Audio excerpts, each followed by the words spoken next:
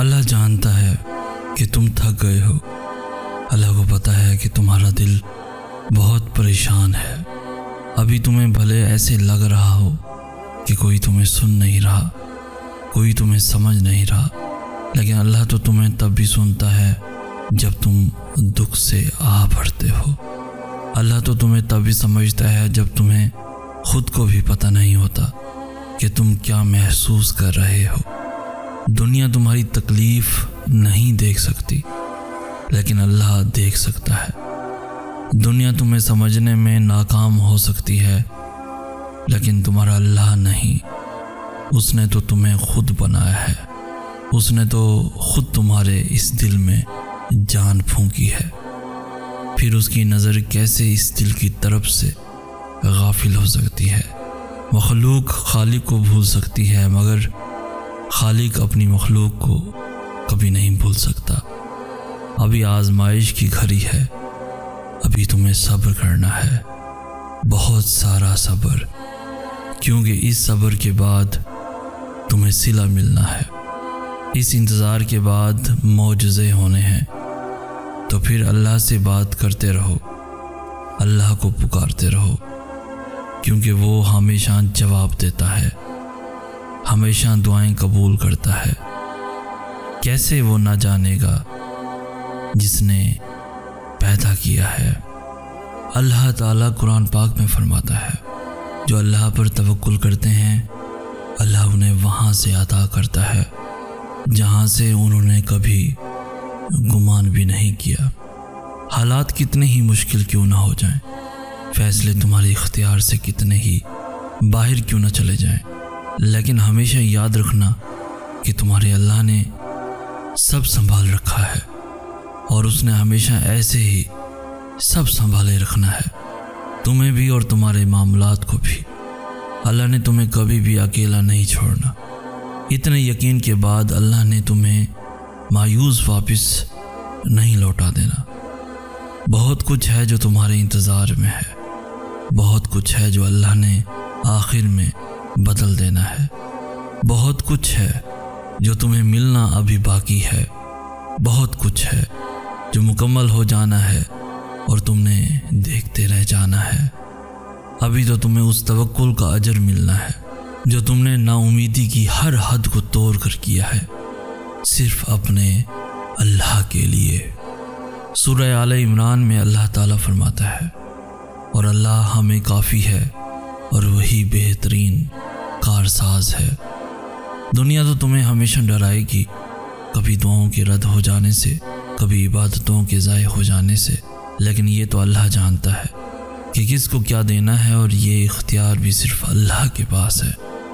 ایک ایسے ناممکن کو ممکن بنانا ہے، تو صرف اسی سے ڈرنا چاہیے جس سے ڈرنے کا حق ہے، اور وہ ڈر صرف اللہ سے ہونا چاہیے، وہ ڈر صرف اللہ کا ہونا چاہیے۔ دنیا تو آج تک نہ کسی کو کچھ دے پائی ہے، نہ کسی سے کچھ چھین پائی ہے۔ دینے والا بھی اللہ اور لینے والا بھی صرف اللہ ہے۔ ہم اکثر لوگوں کی باتوں سے ڈر جاتے ہیں جب ہم بہت لمبے عرصے سے کوئی ایک خاص دعا مانگ رہے ہوتے ہیں، لیکن وہ اب تک قبول نہیں ہوئی ہوتی، اور کوئی شخص آ کر ہم سے کہہ دیتا ہے کہ یہ دعا تو کبھی بھی قبول نہیں ہونے والی، اور تب ہم ٹوٹ جاتے ہیں، کیونکہ تب نہ ہمارے پاس اللہ کا کوئی اشارہ آیا ہوتا ہے اور نہ ہی کوئی راستہ نظر میں بنا ہوتا ہے، اور تب ہم بھی یہی سوچتے ہیں کہ شاید وہ شخص ٹھیک ہے۔ ہم یہ کیوں بھول جاتے ہیں کہ ہمارا اللہ تو ہمارے یقین اور اس شخص کے گمان سے بہت بڑا ہے۔ ایسا کیسے ہو سکتا ہے کہ تم اللہ پہ ایمان لاؤ اور یہ جان ہی نہ پاؤ کہ وہ ایک انسان کی سوچ میں یا گمان میں نہیں سما سکتا؟ وہ تو بڑا وسیع ہے، وہ تو سب کچھ کر سکتا ہے۔ کس نے کہا کہ وہ نصیب نہیں بدل سکتا؟ کون کہتا ہے کہ وہ ہمیں ہماری چاہ نہیں دے سکتا؟ کون کہتا ہے کہ وہ ہمارا دل نہیں موڑ سکتا؟ جو یہ کہتا ہے وہ جھوٹ کہتا ہے، کیونکہ میرا اللہ ایک انسان کی سوچ جیسا تو نہیں ہو سکتا، وہ بھی ایسا انسان جس کو اس کی کسی ایک محرومی نے ہی اس مقام تک پہنچا دیا کہ وہ اللہ پہ توکل کھو بیٹھا، جو اللہ کو سمجھ ہی نہیں پایا۔ تو تم بھی اس کی باتوں سے ڈر کر اتنے سالوں کا رکھا ہوا یقین مٹی میں نہ ملا دینا۔ تمہیں لوگ بہت کچھ کہیں گے، تمہیں ہر شخص اپنے ایمان کے مطابق اللہ کا ایک الگ تصور دے گا، لیکن تمہیں اللہ کو ان لوگوں کے بنائے ہوئے امیج سے نہیں سوچنا، تمہیں اپنے یقین سے سوچنا ہے، اور تمہارا یقین یہی ہونا چاہیے کہ تمہارا اللہ ہر چیز پر قدرت رکھتا ہے۔ کون کیا کہتا ہے کیا نہیں، تمہیں یہ نہیں سوچنا، تمہیں یہ سوچنا ہے کہ تمہارا اللہ کیا کہتا ہے، اور تمہارا اللہ یہی کہتا ہے کہ مانگو مجھ سے، میں قبول کروں گا۔ بس یہاں آ کر ہر بحث ختم، ہر سوال ختم ہو جاتا ہے۔ اس نے کہہ دیا سو کہہ دیا، اور تم پہ فرض ہے وہ جو کہے چپ چاپ مان لیا جائے۔ قیامت میں ان دو جہانوں میں کچھ بھی بے مقصد نہیں ہے۔ وہ لوگ جن سے تمہیں تکلیف ملی ان کا ملنا بھی کسی وجہ سے تھا، اور وہ جن سے تمہیں خوشی ملی ان کے ملنے میں بھی اللہ کی مصلحت تھی۔ جب ہر چیز کے پیچھے کوئی نہ کوئی وجہ ہے تو پھر دعائیں بے وجہ کیسے ہو سکتی ہیں؟ اچھائی ہمیشہ اللہ کی طرف سے ہوتی ہے اور برائی ہمیشہ شیطان کی طرف سے۔ تو پھر سوچو وہ چیز بری کیسے ہو سکتی ہے جو تمہیں اللہ سے بات کرنے پر مجبور کر دیتی ہے۔ دعا تو بڑی پاکیزہ عبادت ہے۔ دعائیں تو تمہارے اور اللہ کا راز ہیں، اور اللہ اپنے اور اپنے بندے کے راز میں کبھی کسی تیسرے کو نہیں آنے دیتا۔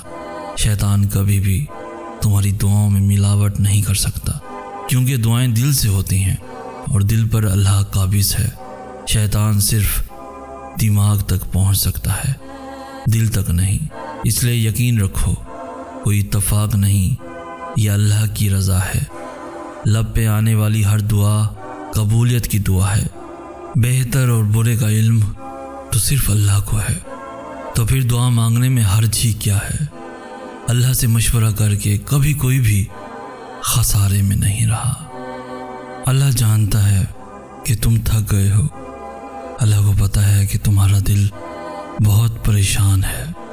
ابھی تمہیں بھلے ایسے لگ رہا ہو کہ کوئی تمہیں سن نہیں رہا، کوئی تمہیں سمجھ نہیں رہا، لیکن اللہ تو تمہیں تب بھی سنتا ہے جب تم دکھ سے آہ بھرتے ہو۔ اللہ تو تمہیں تب بھی سمجھتا ہے جب تمہیں خود کو بھی پتہ نہیں ہوتا کہ تم کیا محسوس کر رہے ہو۔ دنیا تمہاری تکلیف نہیں دیکھ سکتی، لیکن اللہ دیکھ سکتا ہے۔ دنیا تمہیں سمجھنے میں ناکام ہو سکتی ہے، لیکن تمہارا اللہ نہیں۔ اس نے تو تمہیں خود بنایا ہے، اس نے تو خود تمہارے اس دل میں جان پھونکی ہے۔ پھر اس کی نظر کیسے اس دل کی طرف سے غافل ہو سکتی ہے؟